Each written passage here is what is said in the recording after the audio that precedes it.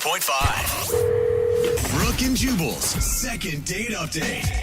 A really good way to ensure that you're probably not going to get a second date is if you're a dude and you're out with the girl that you're taking out on a first date and she says, hey, I don't really want to go anywhere else. Can we just sort of stay here? And then you go, no!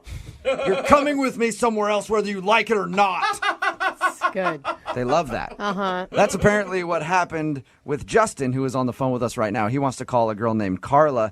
In his email, he said that he planned a fun little date where they were going to go like bar hopping to a bunch of bars. Mm-hmm. And by the time they got to their third one, she wanted to leave it. He was like, no, we have to go to the fourth bar. I planned 4 bars. And so that's why he thinks he's not getting a call back. Justin, did you do it like that, or were you not as aggressive as I picture it? I don't think I was quite as aggressive as that. Okay. So why don't you tell us how it happened?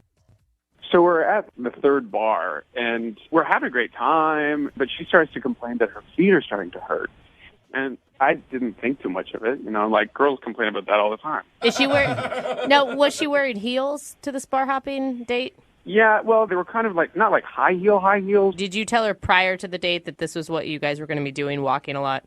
Well, no, because I wanted to surprise her, because I thought that would be more fun and kind of like an adventure, you know? If I was wearing date night heels and I had to walk to 3 different bars, it makes you feel like you want to cut your feet off. Really, sometimes it hurts that bad. Well, I didn't think it was that. They looked pretty comfortable for high heels. Do you know how many high heels have you worn, Justin? A couple, but that's another story. All right. So she was complaining about her feet hurting, but you still made her go to another bar? Yeah, because the next one I knew was going to be awesome, and it's like one of my favorite places, and I knew she would really like it. And so I'm like, come on, let's go. And she's like, oh, but my feet. I'm like, no, come on, we'll go to the other bar. It'll be awesome. She's like, I really don't want to go because my feet are killing me. Why don't you get it? And I'm like, come on, so take your shoes off and let's go. Oh, the good old Vegas So just trick. pressuring her into going to the next bar. Yeah, I offered to even carry her shoes. Okay, but if she says I like that. but if she says she wants to stay, why not just go, okay, maybe we can go to the fourth bar a different time. I don't know. I was just excited. I was excited. I was in the moment. I wanted to show her around. I guess I probably should have thought about that because she seemed pretty upset. She was kind of pissed off. So when you got to the fourth bar, was she just like done talking to you at that point? How'd you know she was upset? Yeah, kind of. Like, I went and I got the drinks, and she's, like, sitting there with her arms crossed, and she takes off her shoes, and she's, like, looking around. I'm like, hey, isn't this place great? And she's like, yeah, whatever. And Yeah, whatever. Oh, no. it was, she was, like, totally giving me the cold shoulder, and I'm like, oh, okay, maybe this didn't go as well as I had hoped. So how did everything end then after that? I got her a cab, and I, like, went in to give her a hug, and then, like, a kiss, goodnight, and she was just like, bye, and she got in the cab and closed the door. Oh, that's it? That's it. No kiss. Not even like, she didn't give me a hug. Not even a handshake. Oh. Like, Not nothing. even a handshake. So she was definitely upset that you drug her to that other bar. Yeah, she like grabbed her shoes out of my hands because I was carrying them. Like, I get that she was upset, you know, her feet were sore and stuff like that, but that bar was awesome. It's like the best bar. I don't know how she was not having a good time. How did that bar not win her over? Gosh. Seriously, it's like so good. It's like there's so much going on. It's like just a party. And I'm like, look around. Forget about your feet. Look around. Look around you. Take this bar in. Enjoy it for what it is. So you definitely screwed up by doing that. Okay, I know it sounds like bad, but like before that last bar, though, we were having like such a good time. We were laughing. She was like poking fun at me and laughing. I was poking fun at her and laughing. She even like, she looked at my shirt and she was like, that's a terrible color on you. And you liked that?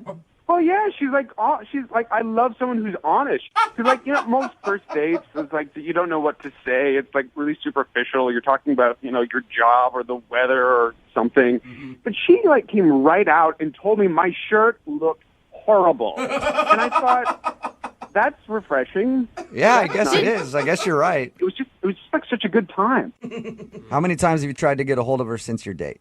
Like 6 or 7 times. Like, I texted a lot, and I called her a couple of times, but mostly just texting. It's like you're forcing this and the last bar all together.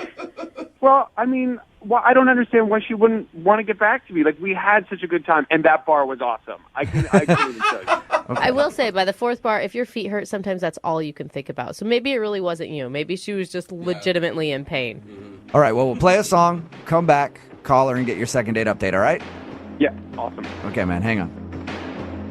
Moving 92.5. Brooke and Jubal in the mornings. Second date update. You know, most people, if they were out on a first date with someone and that person insulted them in the first 15 minutes, they'd be like, all right, I probably don't want to see them again. Yeah. Not Justin, though. The guy who's on the phone to do a second date update today, he went out with a girl named Carla. Shortly into their date, she said, I hate your shirt. It looks terrible on you. And instead of going like, wow, that was rude, maybe I don't want to see this girl again, he was like, oh, I love you so much. I feel like it's going to be the first time we do a second date update where I'm truly not worried about this guy's feelings. Like, we could call her, she could say something really mean, and he's going to be like, awesome. Yeah. I know. She wasn't mean. I don't think she wasn't mean. I mean, there's a difference between mean and honesty. Okay. It's sort of like if someone's like, I'm punching you, but I still love you. Yeah. It's like, yeah, it's like that. It's like It's like that. the big difference is that she is honest, and that is like so rare to come by, and especially like so immediately in a date. Like the world needs more people like that. To a point, Justin, I feel like she's one of those people that's like, I just have no filter. Yeah. And those people say that because they're using that as an excuse to just not say, I'm just kind of an a-hole. Yeah. No, I think she's saying it because she cares. That's what I think. Okay. All right. Cares so much she didn't call you back. Well, I'm going to dial the phone number right now and see exactly why she's not getting back to you, okay? Okay, cool. Here we go.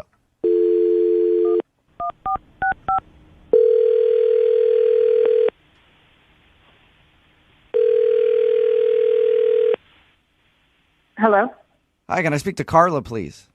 this is she. Hey, Carla, how are you? This is Jubal from Brooke and Jubal in the Morning. Who is this? Jubal from Brooke and Jubal in the Morning, the radio show? Okay. Do you have the wrong number? I'm pretty sure I don't have the wrong number. Did you recently go out on a date with a guy named Justin? Yeah, why do you know that? Because Justin listens to our show and asked me to call you. What? Why? Because he told us about your date, said that he really enjoyed going out with you, but you won't return any of his phone calls Oh, my God. or text messages, and he wanted to see if we could get you on the phone and find out why.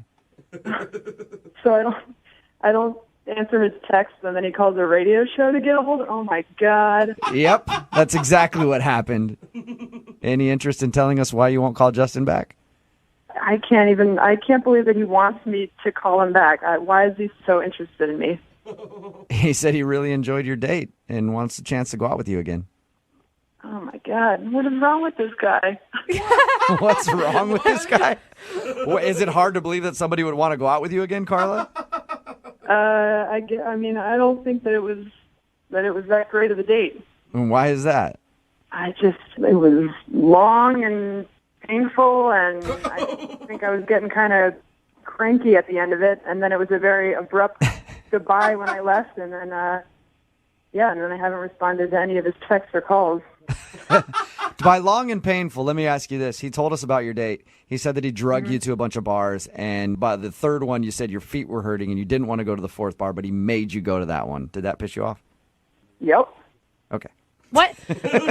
Why wouldn't you just leave at that point, though? Like, call a cab on your own, get an Uber. I know. I was going to leave after the third one, but he really wanted to go to this fourth one, and he was like this sad little kid that really wanted to go to this fourth bar. And he kept saying how great it was, and I was like, well, what's great about it? He goes, oh, see, you guys see, it's just so awesome. And I felt bad for him. He had this whole plan. I felt like I let him finish this master date plan that he had. So, Okay, that was nice. It sounds like you absolutely hated being out with this dude. I mean, it was like fun. He bought me a bunch of drinks, so that was nice. That was fine. How was the final bar? Was it as great as he had promised? It was a normal bar, and we go to the back, and he wanted to show me this old jukebox that they had. He acted like it was the only bar that had a jukebox in it. Didn't have the heart to tell him that most bars have that. Most bars. There's a lot of bars with jukeboxes. Definitely music. You know, Carla, I feel like you and I could be friends. We both seem to have the same zest for life. Like that's a stupid jukebox. I just wasn't into it. Wasn't having a great time at the end. But he just, he wouldn't get the hint. I think I even told him his shirt looked terrible. And he goes, oh, you're so honest. That's cool. That's cool. Yeah, he told us all about that. He was like, I love her honesty, man. She ripped on my clothing. Yes, it was so. It's like, is this a joke? And then to be texting and calling me, I couldn't. I like dropped the phone the first time I saw him calling. I was like, what is he thinking? Why didn't you just send him a text? I mean, because obviously he wasn't getting the point. If you would have texted him back and said, no, I don't ever want to see you again, you would have been like, oh man, there she is being honest again. I love it. I know.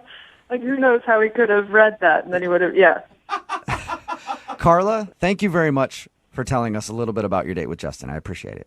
Talking about the date was ended up being more fun than the actual date. Oh, sad. Well, since you were honest with us, I feel like I should be honest with you and let you know that Justin is actually on the phone listening to this conversation. No, he's not.